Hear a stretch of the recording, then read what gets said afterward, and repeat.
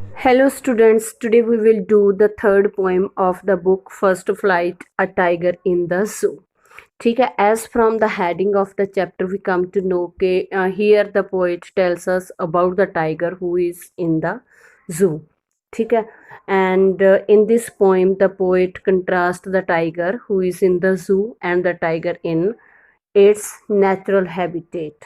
Means वो to tigers का contrast दे रहा है, एक वो टाइगर जो जू में रह रहा है और दूसरा टाइगर जो फॉरेस्ट और जंगल में रह रहा है।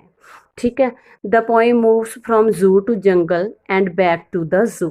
Means in the first stanza the poet describe the tiger who is living in the zoo, then he tells us about the tiger who is living in the jungle, then again he tells us about the tiger who is in the cage or in the zoo. ठीक है, so let's read the poem. He stalks in his vivid stripes the few steps of his cage on the pads of velvet quiet in his quiet race.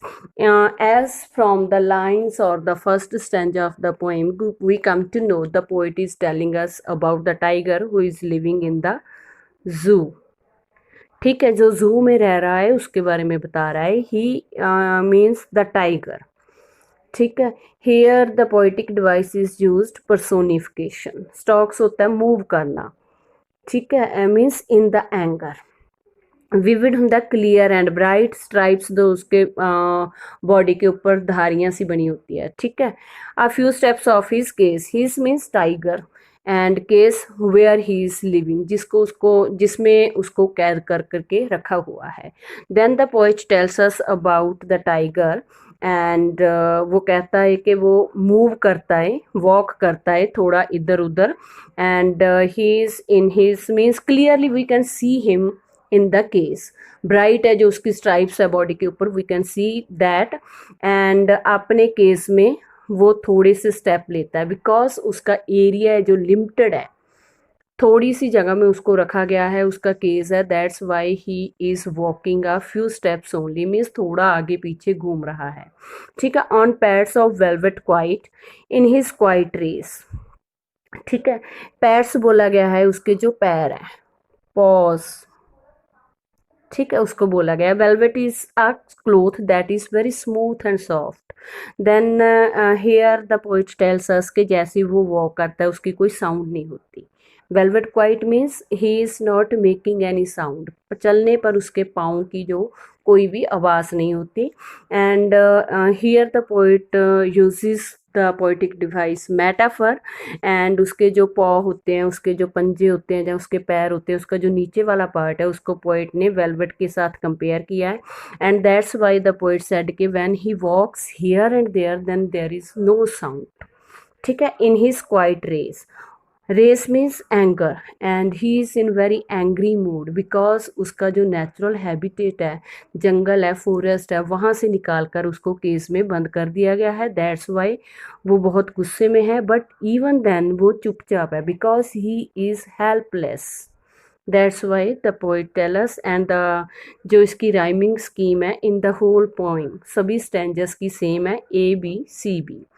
ठीक है, so keep in mind.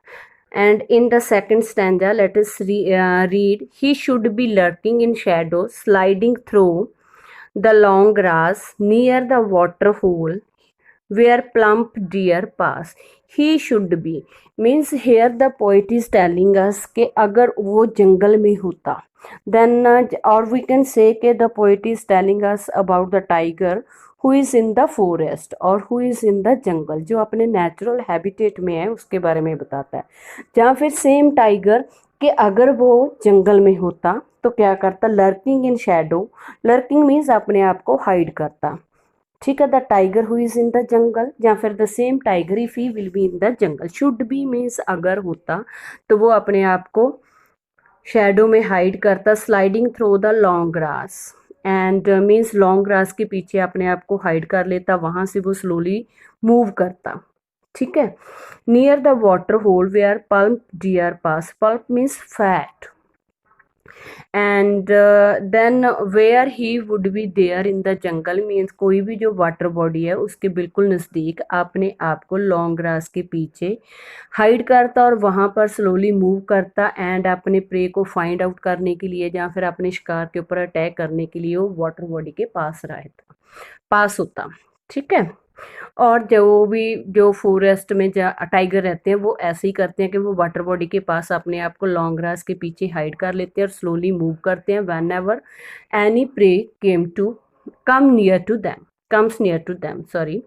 Then in the third passage here the poet tells us कि अगर हम उसका जो wild animal है forest के animal है उनका नेचुरल हैबिटेट को डिस्ट्रॉय कर देते हैं देन व्हाट वुड हैपन और the same tiger who is living in the cage और who is in the zoo and if he would be outside from the cage and zoo then how would be his behavior one thing is there and second thing कि अगर human being animals का या फिर wild का beast का या फिर जो जंगल या फॉरेस्ट है उसको डिस्ट्रॉय कर देते हैं तो देन कैसा उनको क्या होता है थ्रेट अपीयर हो सकता है। ठीक है। He should be snarling around the houses at the jungle's edge bearing his white fangs, his claws, terrorizing the village. Snarling around the houses means अगर उसका नेचुरल हैबिटेट डिस्ट्रॉय होता है टाइगर का या फिर अगर वो केस के बाहर होता है तो जो विलेज के पास जो जो जंगल के किनारे पर कोई भी घर है या विलेज है वहाँ पर वो एक हॉरिबल साउंड निकालता। ठीक है। एंड वो अपने जो वाइट शार्प टीथ है उसको दिखाता एंड अपने पंजों से क्या करता जो विलेज के लोग हैं या विलेजर्स के हैं उनको थ्रेटन करता डराता। ठीक है। Okay but he is locked in a concrete cell the meaning के जो भी उसका जू का केस है। ठीक है। जो बिल्डिंग मटेरियल बनती है जिससे उनको हम कंक्रीट कहते हैं but he is means the tiger. ठीक है। उसको कहाँ पर लॉक कर दिया गया है उसको कैद कर दिया गया है कंक्रीट सेल में means he is in the cage. His strength behind bars जो उसकी पावर है जो उसका फियरफुल कह सकते हैं हम अपीयरेंस है उसको कंक्रीट सेल के पीछे लॉक कर दिया गया है। Stalking the length of his cage ignoring the visitor and because वो कहाँ पर है कंक्रीट सेल में है केज में है उसकी स्ट्रेंथ है या पावर है वो बार्स के पीछे छुप गई है and he is walking in his case only जितना भी उसको एरिया दिया गया है केस में वहाँ पर ही वो वॉक करता है and he was not noticing the visitor the people those who are coming to see him उनको वो नोटिस नहीं कर रहा उनको वो इग्नोर कर रहा है। ठीक है। He hears the last voice at night the patrolling cars and stares with his brilliant eyes at brilliant stars. Then the poet tells us about his behavior at night or during the night time. Means he is behind the bar, he is in the cage, he is in the zoo, but he could listen the sound of the patrolling cars. उनकी जो last sound होती है patrolling car की उसको सुनता है because he is restless he could not sleep in the case उसको natural habitat से अलग कर दिया गया है एंड उसको एक कॉन्क्रीट सेल में बंद कर दिया गया है दैट्स वाई वो रेस्टलेस है एंड इतने ਅਸੀਂ स्लीपलेस कह सकते हैं कि he is very sleepless.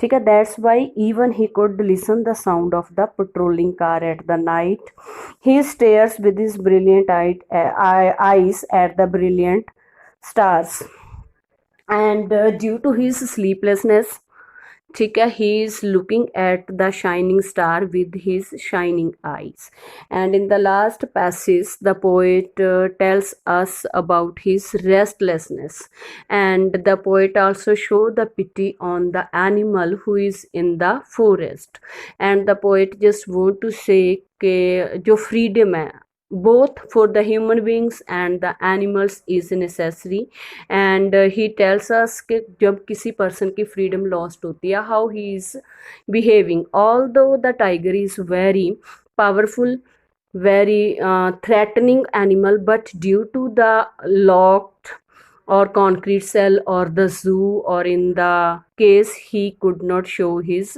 power. That's all about it.